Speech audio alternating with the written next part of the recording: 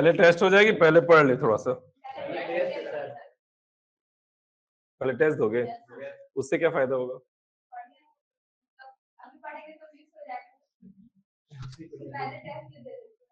चलिए, तो जिनकी आज पहली क्लासेस है, लेट नहीं कर दिया आने में? लेट हो गया ना? क्लासेस का वेट किया जाता है। अगर मुझे पीएससी करनी है तो कोई नई बैच स्टार्ट होगी तो मैं तैयार हूँ, मैं तुरंत चला जाऊंगा। ठीक है, डेमो से ज्यादा बेहतर होता है। पहली ही दूसरी है आपकी डेमो क्लास है, और डेमो क्लास में टेस्ट ले लूंगा तो आपको कैसा लगेगा? ऐसा नहीं आएगा ना? नहीं आएगा ना? अरे रुक जाओ, पहले मेरे को दे दो। अभी मतलब डिसाइड नहीं है कि लेना है कि नहीं लेना है, देखते हैं।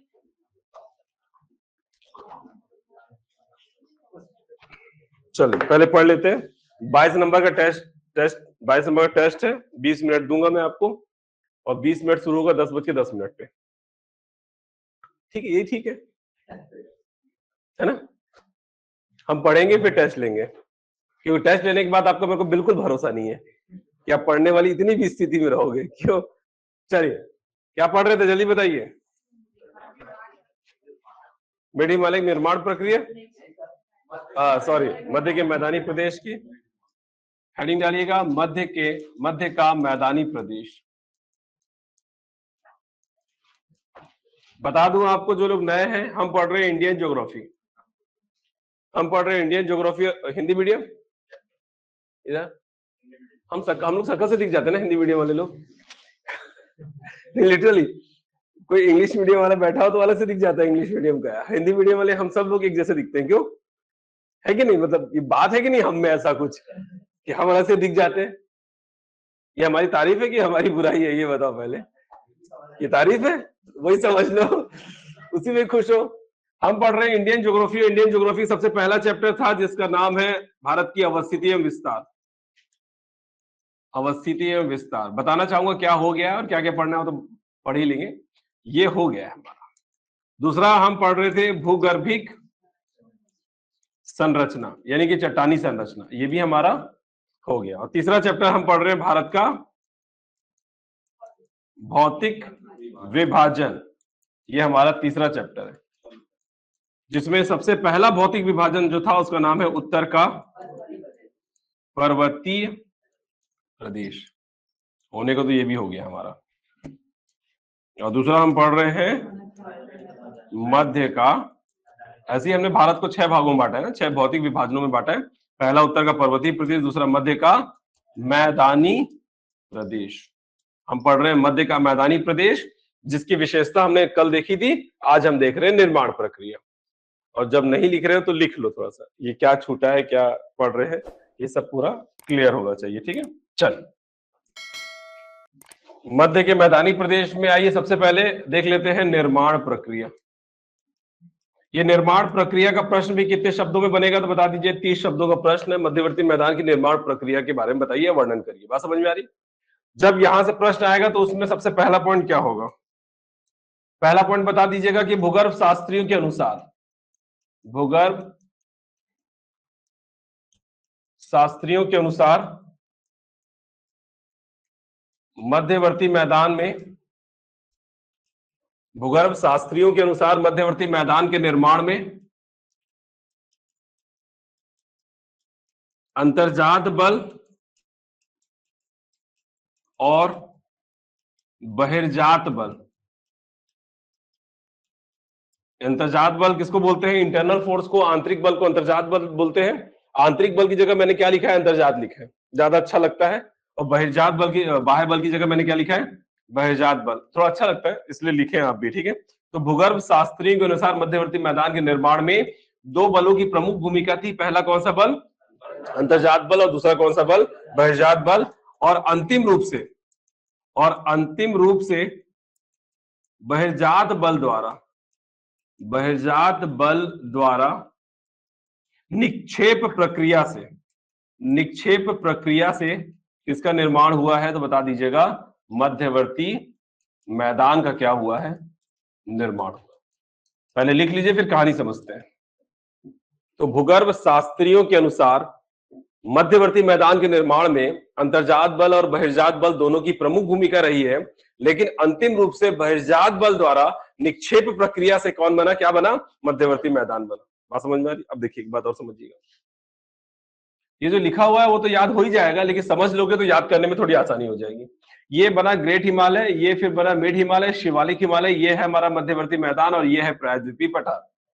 हुआ ये कि सबसे पहले क्या बना, ग्रेट हिमालय बना, फिर मिड हिमालय बना और शिवालिक हिमालय बना। याद रखिएगा प्रकृति हमेशा अपने आप को बैलेंस करती है। अगर ये ग्राफ दिख रहा है आपको, इसका मतलब ये है कि ये हिस्सा अगर ग्राफ में ऊपर उठता है तो ये हिस्सा ग्राफ में क्या जाएगा, नीचे जाएगा, तब जाके ये क्या होगा, बैलेंस होगा।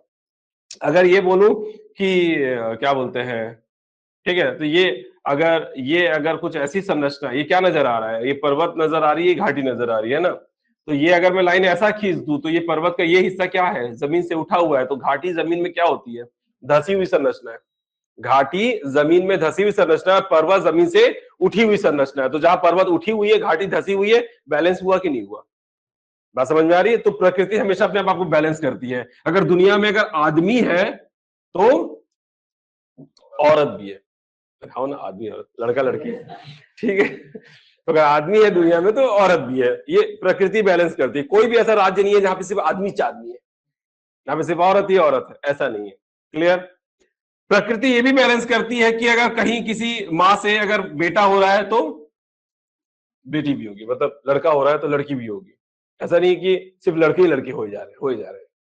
ठीक है, समझ रहे? प्रकृति हमेशा अपने आप को बैलेंस करती है, ये याद रखिएगा। तो मैं समझा ये रहा था कि अगर कोई हिस्सा हिमालय के रूप में, ग्रेट मिड शिवालिक हिमालय के रूप में अगर ऊपर उठ रहा है तो कोई हिस्सा जमीन में धंसेगा भी। तो हुआ वही कि शिवालिक हिमालय कब बना, किस काल में बना, पोस्ट प्लायोसीन, याद होगा।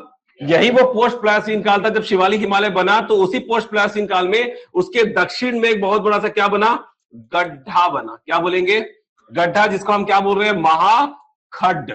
खड्ड मतलब गड्ढा, गर्त, खाई टाइप का। तो यहाँ पे एक बहुत बड़ा सा क्या बना, गड्ढा बना। तो बता ये चला कि ये हिस्सा उठा तो ये हिस्सा क्या हो गया, धंस गया। ये प्राकृतिक तौर पे, ये हमारे हाथ में नहीं था। हिमालय के निर्माण के दौरान ये सारी चीजें हो रही है। और ये भी समझिएगा कि कोई हिस्सा जमीन में धंसा तो कोई हिस्सा जमीन से उठेगा भी। तो याद रखिए यही वो पोस्ट प्लायोसीन काल था जब थार का मरुस्थल, हालांकि पढ़ेंगे थार के मरुस्थल के बारे में, थार का जो मरुस्थल है वो समुद्र के अंदर से क्या हुआ, थार का मरुस्थल कहां डूबा हुआ था, ये देखिए, ये सी लेवल हो गया और सी लेवल के नीचे ये समुद्र के अंदर आराम कर रहा था। कौन, मतलब क्या कर रहा था, अंदर था थार का मरुस्थल। क्या हुआ ऐसा कि ये बाहर आ गया, जब मध्यवर्ती मैदान जमीन में धसी, ये वाला हिस्सा अंदर गया तो समुद्र के अंदर से थार का मरुस्थल क्या हो गया, ऊपर आ गया। और ये पूरा ऊपर आकर क्या हो गया, पूरी तरह से स्थलीय हो गया, जबकि ये पहले क्या था, जलीय था। तो थार का मरुस्थल अपने 35 करोड़ वर्षों से, कितना करोड़, 35 करोड़ वर्षों से कहां डूबा हुआ था, समुद्र में डूबा हुआ था, जो लगभग महज 1 करोड़ वर्ष पहले ही समुद्र के क्या हुआ, ऊपर आया। 1 करोड़ भी नहीं, बात बताऊंगा कितना करोड़, 10-15 लाख या कुछ समय हुआ है जिसमें ये क्या हुआ, ऊपर आया और क्या बना, स्थलीय। तो पोस्ट प्लायोसीन काल में जहां शिवालिक हिमालय बन रही है, ऊपर पर्वत, वही पोस्ट प्लायोसीन काल में उसके दक्षिण में क्या बना, गड्ढा। और उसी पोस्ट प्लायोसीन काल में थार का मरुस्थल समुद्र से क्या हो रहा है, बाहर आ रहा है। समझ रहे? एक उठा तो एक धसा तो एक समुद्र के अंदर से ऊपर आया। बात समझ में आ रही? सब कुछ कब हो रहा है, पोस्ट प्लायोसीन काल में हो रहा है। ये भी बात समझ में आ रही? अब और समझिएगा। अब जब ये गड्ढा हो गया तो गड्ढे को भरेगा कौन, थोड़ा सा अगर इस टाइप का देखो, इस टाइप का एक डायग्राम देखो, ये तिब्बत का पठार, ये ग्रेट हिमालय, ये मिड हिमालय, ये शिवालिक हिमालय, और ये गड्ढा, और ये प्रायद्वीपीय पठार। बात समझ में आ रही? तो जब ये गड्ढा बना तो गड्ढे को, हिमालय की नदियां कहां आ रही है, ग्रेट मिड शिवालिक हिमालय, हिमालय की नदियां कहां आ रही है, नीचे आ रही है। और प्रायद्वीपीय पठार की नदियां अगर मैं मानूं कि उस समय जब ये हुआ था तब कहां आ रही है, ऊपर आ रही है। तो सिर्फ हिमालय की नदियां नहीं बल्कि प्रायद्वीपीय पठार की नदियां इस गड्ढे में क्या कर रही है, अपने अवसादों को डिपॉजिट कर रही है। तो हिमालय की नदी और प्रायद्वीपीय पठार की नदी अपने अवसादों को जब यहाँ पे जमा करेगी, भाई मैंने बताया था मैदान कैसे बनते हैं, एक चट्टान है, चट्टान से अगर कोई नदी बह रही है और चट्टान में किसी वजह से चट्टानें टूट गई, अब इस टूटी हुई चट्टानों में क्या होगा, क्या होगा, नदी बहेगी, अपने किसके साथ बहेगी, अवसादों के साथ बहेगी, और नदी जाएगी पहले इस गड्ढे में, और उसके अवसाद भी जाएंगे गड्ढे में, अवसाद जमते जमते जमते जमते जमते पूरा अवसाद यहाँ भर जाएंगे और ये बन जाएगा मैदान, और फिर नदी इस मैदानों से होकर बहेगी। तो नदी के बीच में आने वाले मैदान को बनाने वाला खुद कोई और नहीं, वो नदी होती है। तो नदी द्वारा बनाया गया उस समतल मैदान को, उस नदी का क्या बोलते हैं? घाटी क्षेत्र बोलते हैं। नदी घाटी क्षेत्र, महानदी घाटी क्षेत्र। छत्तीसगढ़ का मैदान कुछ और नहीं, महानदी घाटी क्षेत्र है। बात समझ में आ रही है? क्योंकि महानदी, छत्तीसगढ़ का मैदान बनाने वाली कौन है? तो महानदी है, और महानदी उसकी सहायक नदियां मिलकर ही छत्तीसगढ़ का मैदान बनाई है। गंगा का मैदान, उत्तर प्रदेश का मैदान बनाने वाली कोई और नहीं, गंगा नदी है। सतलज का मैदान, ये पंजाब हरियाणा का मैदान बनाने वाली, मतलब पंजाब हरियाणा जो है वो एक मैदानी क्षेत्र है जिसे सतलज का मैदान कहते हैं। क्यों? क्योंकि वो किसके द्वारा बनाया गया है। तो वैसे ही असम के मैदान को क्या भी बोलते हैं? ब्रह्मपुत्र का मैदान। क्यों? क्योंकि असम का मैदान जो है उसे बनाने वाली कोई और नहीं। बात समझ में आ रही है? नदी ही अपना मैदान बनाती, कोई और नहीं बनाती। ये तुम जाके बनाओगे राहुल, कोई मैदान बना सकते हो क्या? नहीं ना, बनाने वाली कौन होगी? नदी होगी। और एक दिन की प्रक्रिया नहीं, ये लॉन्ग टर्म प्रोसेस है, एक लंबा समय गुजर जाता है। तो ये हिमालय और प्रायद्वीपीय पठार की नदियां अपने अवसादों को क्या कर रही है? कहानी समझ लो, फिर 2 लाइन में लिख के खत्म कर देना। हिमालय और प्रायद्वीपीय पठार की नदियां क्या कर रही है? अवसादों को निक्षेप कर रही है, जिससे किसका निर्माण हो रहा है। अब देखिए, मैं एक तरफ से कह रहा हूं अंतर्जात बल, दूसरी तरफ से कह रहा हूं बहिर्जात बल। और आप जानते हैं कि इंटरनल फोर्स एक्सटर्नल फोर्स क्या होते हैं, क्योंकि आपने चट्टान पढ़ा है, चट्टान प्लेट टेक्टोनिक पढ़ी है, और प्लेट टेक्टोनिक पढ़ा है। तो प्लेट टेक्टोनिक में इंटरनल फोर्स किसको बोलते हैं आपको पता होगा। हाँ, तो राहुल बताओ किसको बोलते हैं इंटरनल फोर्स? अब इतना पढ़ लिया है, चट्टान किस दिन के लिए पढ़े थे? इसी दिन के लिए पढ़े थे, ताकि मैं पूछूं तो आप बता सको। हाँ चलिए, इंटरनल फोर्स क्या होता है? क्या होता है इंटरनल फोर्स की वजह से? पृथ्वी के भूगर्भ के अंदर 2 प्लेट टकराती है। देखे थे क्या जाके भूगर्भ के अंदर 2 प्लेट टकरा रही है? भूगर्भ के अंदर कि ऊपर? तो प्लेटें ऊपर टकराती है, अंदर नहीं टकराती। तुम बताओ वर्षा, क्या होता है? तुम नहीं पढ़ी थी शायद? पढ़ी थी भूगर्भीय संरचना? नहीं पढ़े थे ना? चलो तुम उसे ही पूछूंगा। इधर और बताओ, तुम बताओ। इंटर पीछे, हाँ तन्नू बताओ। अब मैं तो ये बोल रहा हूं कि आप लोग के हाथ ऐसे उठने चाहिए। सर मैं बताऊं, सर मैं बताऊं, मैं बताऊं सर, ये होना चाहिए। और मैं बोल रहा हूं तुम बताओ, तुम बताओ। क्लास कैसी होनी चाहिए कि सवाल पे सबके हाथ ऊपर उठे। सर मैं बताऊं क्या? सर मैं बताना चाहता हूं सर, बहुत मन है मेरा बताने का, अंदर से मन कर रहा है बताने का। तो ये होना चाहिए। और यहाँ तो बाहर से भी मन नहीं कर रहा है आपको बताने का। हाँ, मैं जा रहा हूं अंदर की ओर और आप बाहर से भी, कोई वो नहीं है।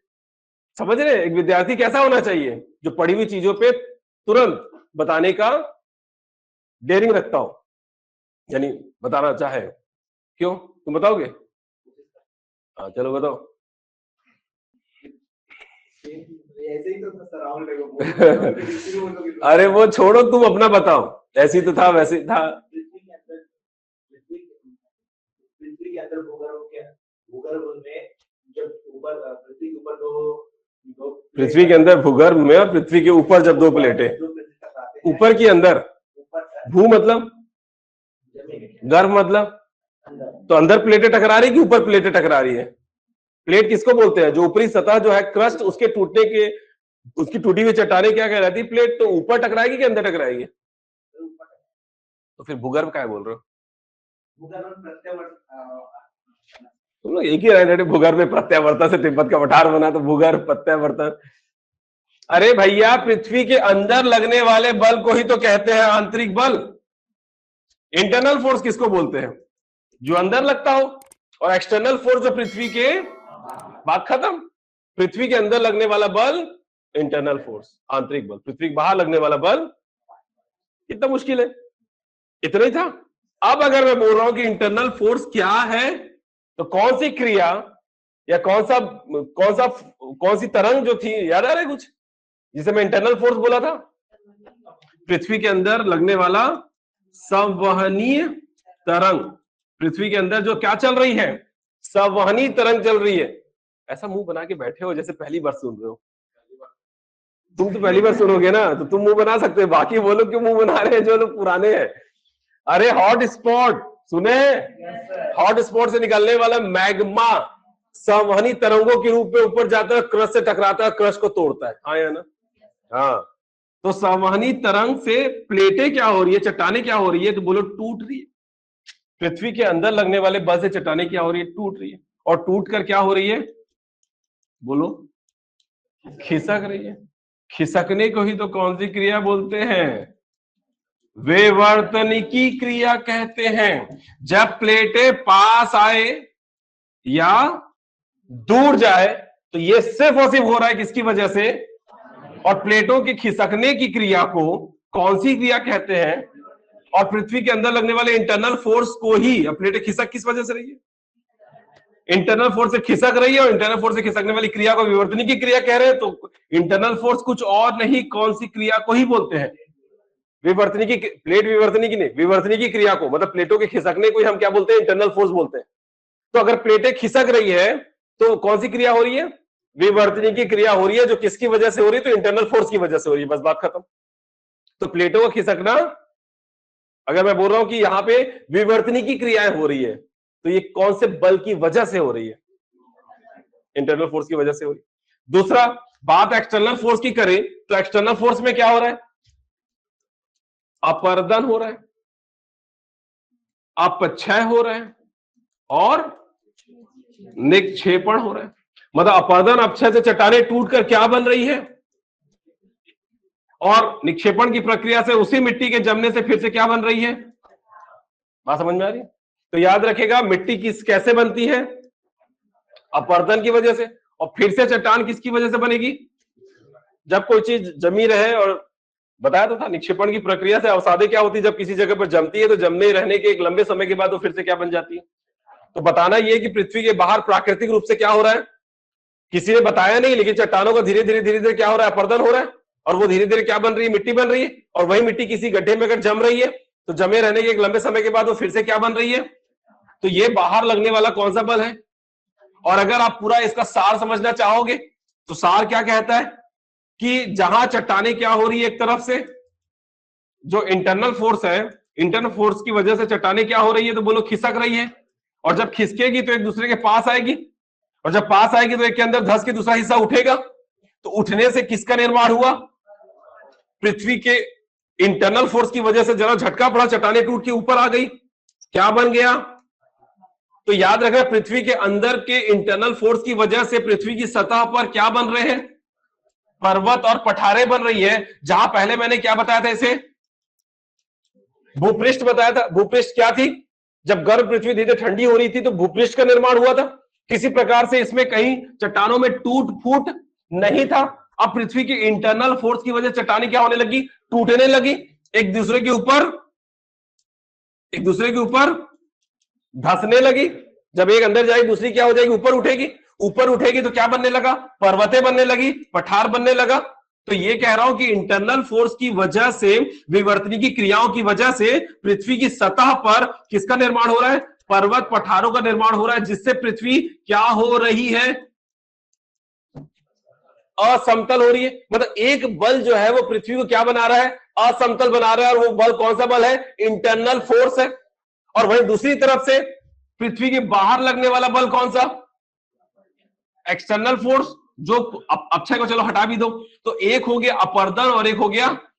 अपरदन और अक्षय की प्रक्रिया से जो पर्वतें थी, जैसे अरावली की बात करें, अरावली को बोलते हैं माउंट एवरेस्ट जैसा ऊंचा है, और अभी उसकी ऊंचाई 1722 metre. Guru Shikhar, mount Everest की ऊंचाई 848 मीटर और गुरु शिखर की ऊंचाई 1722 मीटर। तो कहां उसकी ऊंचाई? माउंट एवरेस्ट जितनी ऊंची थी, अब उसकी ऊंचाई कितनी हो गई? 1722 मीटर। क्या हुआ? उसका अपरदन हुआ। अब जब अपरदन होगा तो मैक्सिमम हिस्सा अपरदित हो जाएगा, तो सिर्फ थोड़ा सा हिस्सा बचेगा। तो जब थोड़ा, अब देखिए बता रहा हूं आपको, ये पर्वतें अपरदित होते होते होते होते क्या बन जाएगी? क्या बन गई है? और पठार अपरदित होते होते होते होते ये क्या बन जाएगा? फिर से मैदान। तो एक तरफ पहले पृथ्वी क्या थी? समतल, जहां इंटरनल फोर्स ने उसमें पर्वत पठार बना के उसे क्या कर दिया? एक दूसरा बल है जो इस असमतल पृथ्वी को फिर से क्या बनाने में लगी हुई है। तो एक इंटरनल फोर्स जो पृथ्वी को असमतल कर रही है, वहीं एक एक्सटर्नल फोर्स पृथ्वी को फिर से क्या कर रही है? कई करोड़ वर्ष लग जाते हैं पर्वत पठार बनने में, और इस पर्वत पठार को फिर से मैदान बनने में भी कई करोड़ वर्ष लग जाते हैं। बात समझ में आ रही है? तो एक बल पृथ्वी को क्या कर रहा है? मैं बताया ना, प्रकृति बैलेंस करती है, खुद से बैलेंस करती है। एक तरफ अगर इंटरनल फोर्स की वजह से पृथ्वी असमतल हो रही है, तो वही एक्सटर्नल फोर्स की वजह से पृथ्वी फिर से क्या बन रही है? समतल बन रही है। कहानी समझ में आया थोड़ा सा? चलिए और समझिएगा। तो बताया क्या मैंने, कहां गया।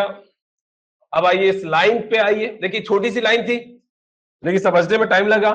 बताइए भूगर्भ शास्त्रियों के अनुसार मध्यवर्ती मैदान के निर्माण में कौन से दो बलों की प्रमुख भूमिका थी। क्यों, क्योंकि अगर इंटरनल प्लेट जो हमारा सॉरी जो क्या बोलते हैं इंडियन प्लेट है वो खिसकती नहीं, बात समझना, और यूरेशियन प्लेट से जाकर टकराती नहीं।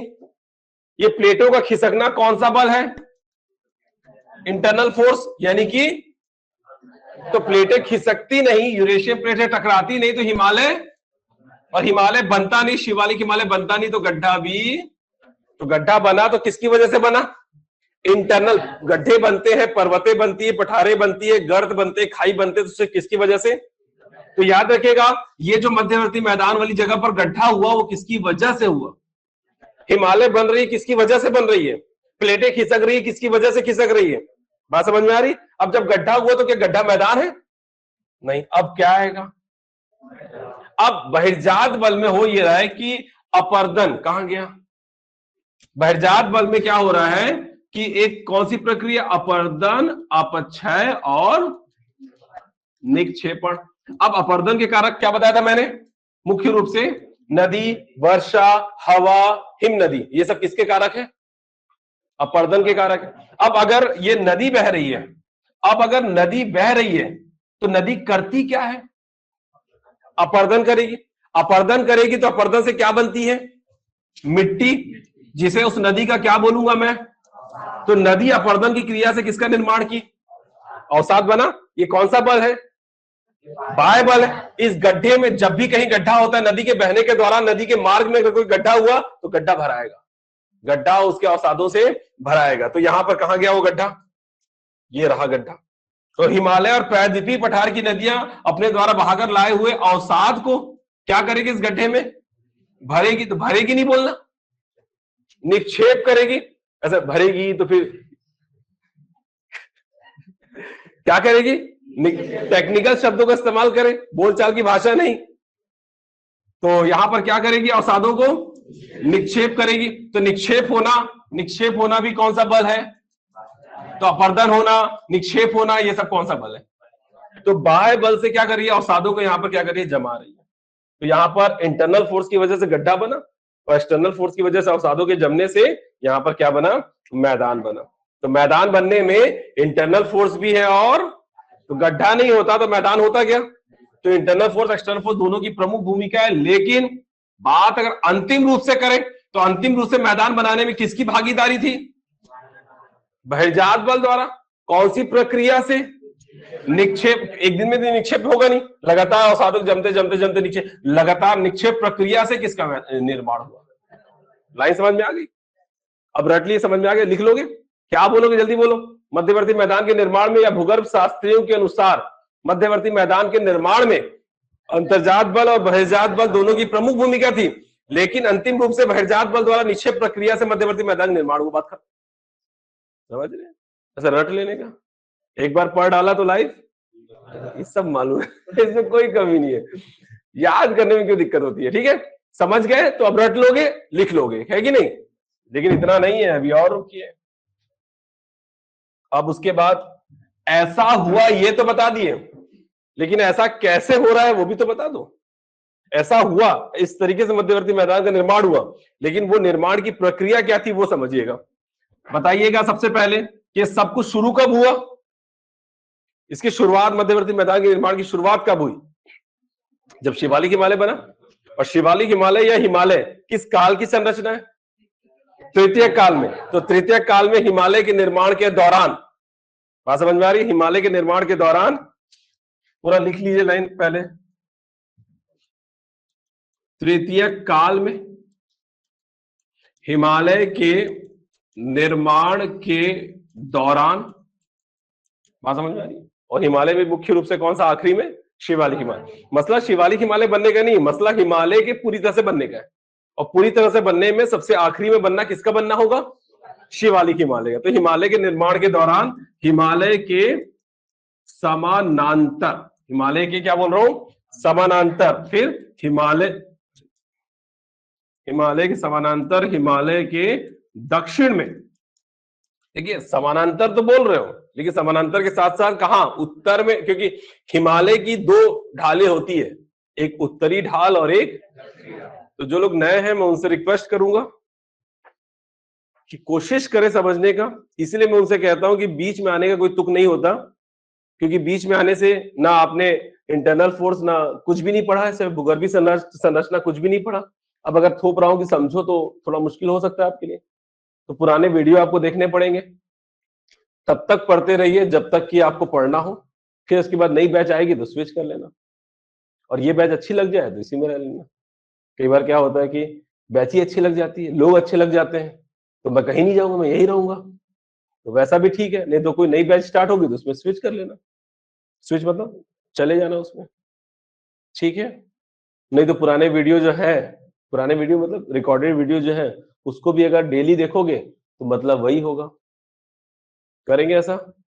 समझ में कितना आ रहा नहीं आ रहा है तो मैं जानता हूँ, क्योंकि पहले मैं भी क्या था एक, तो विद्यार्थी कितना जानता है कितना समझता है ये मुझे पता है, ठीक है। तो तृतीय काल में हिमालय के निर्माण के दौरान हिमालय के समानांतर हिमालय के दक्षिण में क्या बना, एक महाखड्ड का क्या हुआ, निर्माण हुआ। महाखड्ड क्यों बोल रहा हूं, छोटा सा है कि बड़ा सा है, बड़े वाले क्या बोलूंगा, महाखड्ड। द्वीप बड़ा हो तो महाद्वीप, तो महाशब्द का मतलब ये होता है कि बड़ा हो तो महा लगा दो, ठीक। अब एक बात और समझिएगा, हिमालय के निर्माण के दौरान ये देखिए ग्रेट हिमालय, फिर मिड हिमालय और शिवालिक हिमालय। तो हिमालय के समानांतर मतलब जितना बड़ा हिमालय था उतना ही उसके सामने, समानांतर मतलब उसके सामने, और उसके दक्षिण में, और उतना ही हिमालय के समानांतर, समझ रहे हो, समानांतर मतलब उतना ही जितना था। तो हिमालय कितना था, तो मैदान भी कितना होगा, बस बात खत्म। तो जितना बड़ा हिमालय था, क्योंकि जब भ्रंशों की बात करें तो जितना बड़ा पर्वत थी दरारें भी उतनी में आई होगी, तो जितनी पर्वतें थी उतने में दरार आई तो भ्रंश बन गया, फिर उसके नीचे पर्वत, फिर उसके नीचे भ्रंश, उसके नीचे पर्वत, उसके नीचे भ्रंश। बात समझ में आ रही? तो बता दीजिएगा, तृतीय काल में हिमालय के निर्माण के दौरान हिमालय के समानांतर हिमालय के दक्षिण में महाखड्ड बना, बस बन गया। उसके बाद महाखड्ड बना जहां जहां अरे लिखना है सर, लिखो नीचे क्या बना दिए, अरे वो बना रहे थे तो पूरा तो करो कम से कम। वो बना, जिम गए थे कि नहीं गए थे बताओ, सैटरडे को नहीं गए, और संडे को, संडे को अच्छा छुट्टी रहती है, आज जाओगे? अच्छा, और टेस्ट पेपर सब बता देगा कि जाना चाहिए कि नहीं जाना चाहिए। तुम्हारा भी शेयर मार्केट है, छोड़ रहे हो क्या, बंद कर दिए, झूठ बोल रहे हो? अच्छा, तो अब गड्ढे देखिए, गड्ढा हुआ कैसे हुआ, बात समझ में आ रही है, कहां हुआ, किसके समानांतर हुआ, वो सब बता दिया। अब गड्ढे को भरोगे कि नहीं भरोगे, और भरना है तो कैसे भरेगा, कौन भरेगा, कहां की नदियां, हिमालय और प्रायद्वीप पठार की नदियां, तो बताइए जहां हिमालय और प्रायद्वीपीय पठार की, अब नदियों द्वारा बहाकर लाए हुए अवसाद के लगातार जमने से क्रमशः निक्षेप से, यही लिखोगे। जबकि मैंने एक और चीज बताई थी, जहां हिमालय और प्रायद्वीपीय पठार की उद्गमित नदियों के अपर्दित अवसादों का, याद आ रहा है कुछ, बजाय इसके कि हिमालय और प्रायद्वीपीय पठार की नदियों के अवसादों का यहाँ पे निक्षेप हुआ, इससे अच्छा यह है कि नदियां कहां से निकलती है, तो उद्गमित नदियां क्या लेकर बहती है, कौन सी प्रक्रिया से लेकर बहती है, अपर्दन, अवसाद कैसे बनेगा, अपर्दन की प्रक्रिया से, तो अवसाद अपर्दित होती है और नदियां उद्गम से उद्गमित होती है। तो नदियों को उद्गमित बताए और अवसादों को अपर्दित बताए तो ज्यादा अच्छा नंबर मिलेंगे। आप सामने वाले के दिमाग में छा जाओ, दिल और दिमाग में दोनों में, मतलब सिर्फ दिमाग में नहीं, दिल और दिमाग में छा जाओ, वो आपको नंबर देगा। आप एक ऐसा अटैक करो जो उसके दिल और दिमाग में लग जाए, अरे ये बंदा तो मतलब जानकार है, इसके पेपर, मैं ऐसे कई बच्चे होते हैं जब मैं पेपर चेक कर रहा होता हूं, कुछ बच्चे ऐसे होते हैं जिनके पेपर में एक अलग सा स्वैग होता है, स्वैग समझते हैं क्या बोलूं, एक अलग सा चाम होता है, नहीं समझ रहे हो, वो अलग सा कुछ होता है उसमें, कि मजा आता है उसका पेपर चेक करने में। क्यों? क्योंकि उसके नंबर काटे नहीं कटते। मैं सोचूं कहीं से काट दूं तो कुछ ऐसा उसने छोड़ा ही नहीं कि मैं नंबर काट दूं, तो पूरे में पूरा देने का मन करता है। मतलब उसका पेपर अगर आया मान लीजिए, तो मेरे चेक करने का उत्साह बढ़ जाता है। क्यों?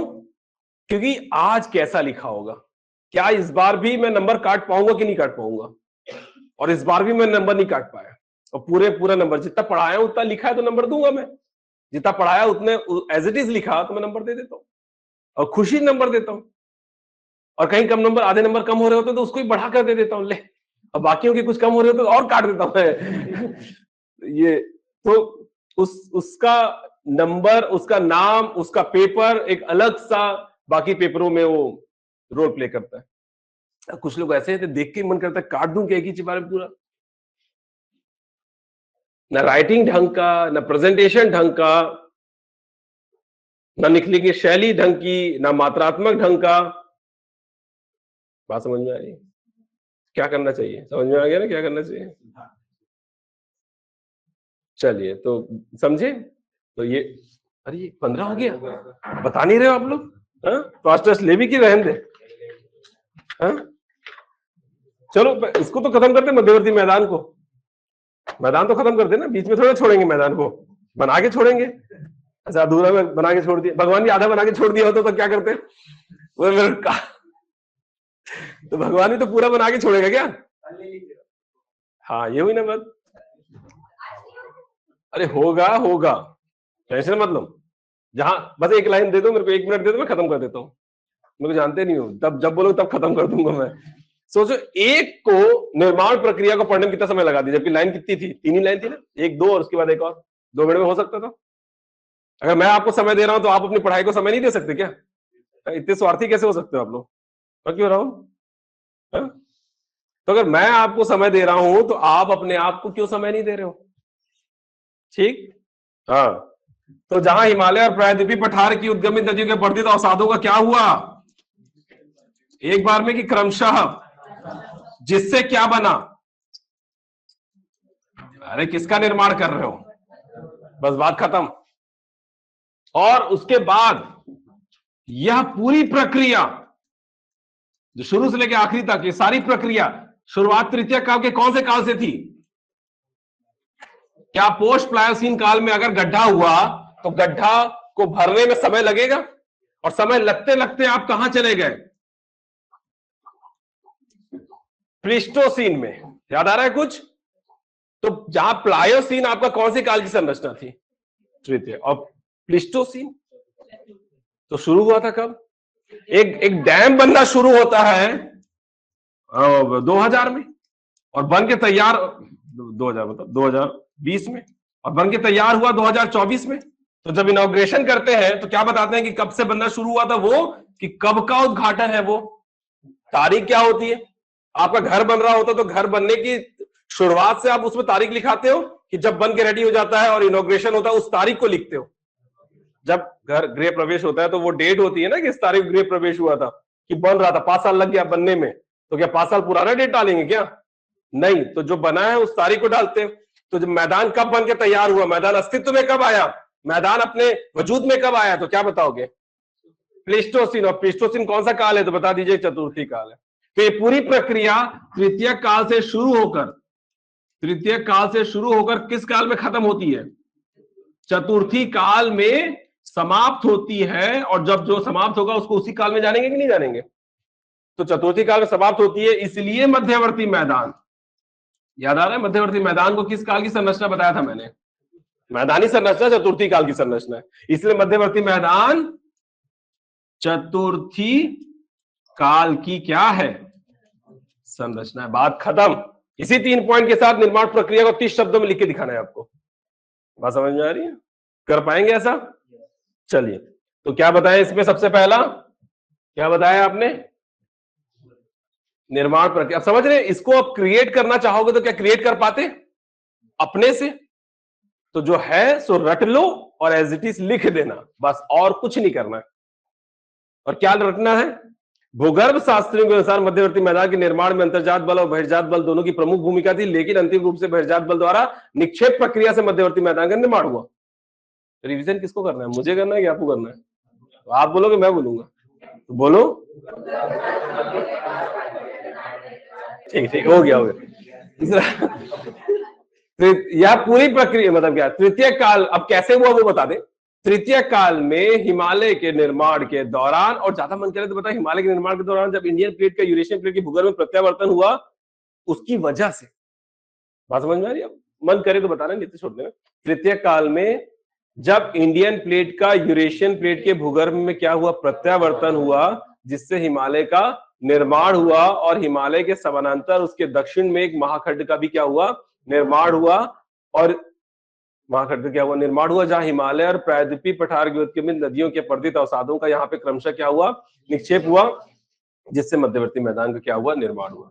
और यह पूरी प्रक्रिया तृतीय काल में शुरू होकर चतुर्थी काल में समाप्त होती है, इसलिए मध्यवर्ती मैदान को चतुर्थी काल की संरचना मानते हैं। बस बात खत्म। हाँ, तो मैं कब बोला नहीं होता है, पढ़ेंगे हमेशा ज्यादा और लिखना होता है हमेशा कम।